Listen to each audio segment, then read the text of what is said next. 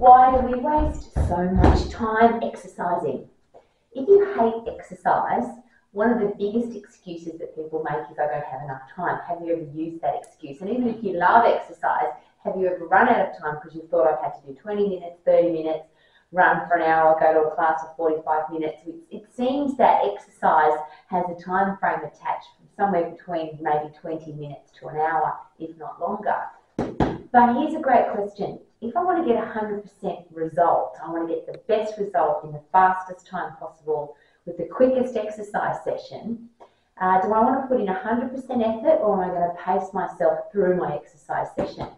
And having been an exercise professional all of my life, now I'm part of the education process for top level exercise professionals. And I would love all of us to really consider and ask the questions that make a difference. If people don't exercise because of the time, what if we exercise as close to zero as possible? Because most people, 9 out of 10 people, don't want to exercise at all. So 0 is their number. So the closest to 0, is it more likely that they will exercise, versus if I take somebody past 0 into 5 minutes, 10 minutes, worse, 20 minutes, 30 minutes, 40 minutes, an hour. And the reason I ask that question, when I talk to the general public, which is a lot, in large groups, which is often, and I ask the question, have you ever been to the gym and paced yourself through 20 minutes on the cross trainer, or 10 minutes on the treadmill, or 45 minutes in a class? And the people that don't like to exercise all hate it. They hate 10 minutes, 20 minutes, half an hour, 45, they hate it. So why would we give something to people that they hate? And if you go to the basics, the fundamentals of exercise, 100% effort is the phosphate system. There's 3 energy systems, 1, 2, 3. Aerobic is what we live in. We're used to it. Our body doesn't get overloaded in the aerobic system unless we push hard, of course. But once you push hard in the aerobic system and you go past, well, in the aerobic system you can go a long time, but it's a long, boring process because you can't exercise at 100% effort in the aerobic system. Breathe in oxygen, breathe out carbon dioxide. The next system is a lactate system, which you can go really hard from somewhere between 10 seconds to 2 minutes. But it has a waste product called lactic acid, and that acid causes the burning sensation that people feel when they exercise, and it also makes some people feel sick, because if you haven't got a tolerance for lactic acid, you actually feel nauseous. So the first one's long and boring. The second one has a waste product that makes us feel sick and makes our muscles burn. And if you've ever tried to exercise really hard for 2 minutes, it's really hard. It's really hard work. It's a tough way to move. The 10 seconds is the phosphate system. It's the fight and flight system. It's the immediate reaction where fast twitch muscle fibers have to work. Your heart and lungs have to go into overload immediately. You have to produce energy immediately, which your body does. And it gives you everything you need to get away from a threat, to run as fast as you can, to punch as hard as you can, to jump as high as you can, to throw as far as you can, to sprint as fast as you can. And they're all the Olympic events that are in the phosphate system. Jump high, throw far, run really fast, hunting and gathering, or hunting.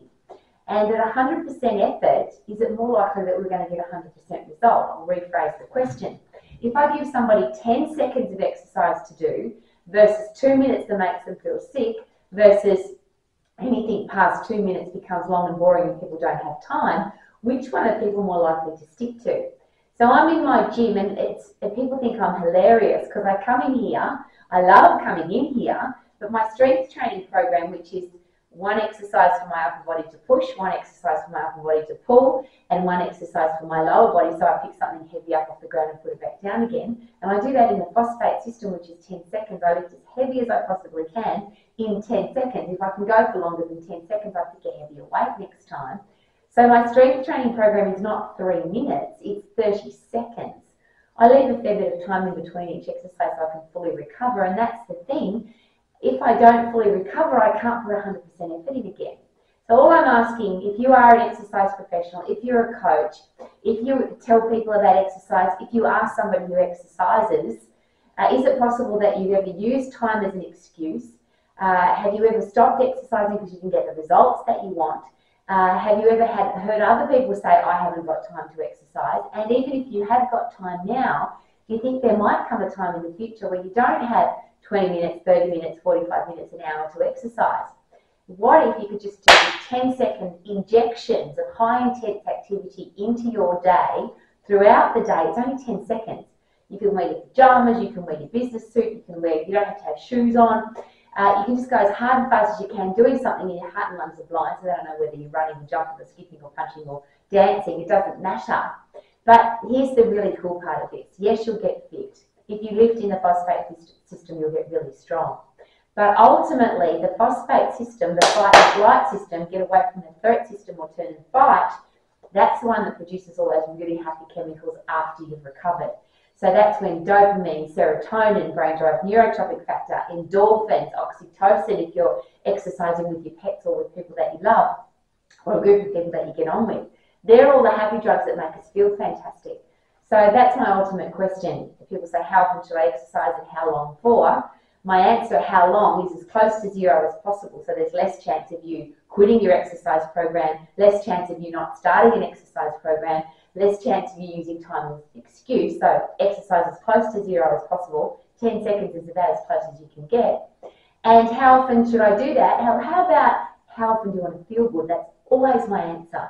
If you need to be creative, if you need to have a clear head, if you need to overcome a challenge, if you need to feel good, if you need to feel happy, if you want to get rid of depression, if you want to get rid of anxiety, anytime you do fight and flight, your brain fills up with cortisol, or your body fills up with cortisol, adrenaline, and epinephrine to get away from the threat. They're the stress chemicals that you'll be feeling if you're under stress.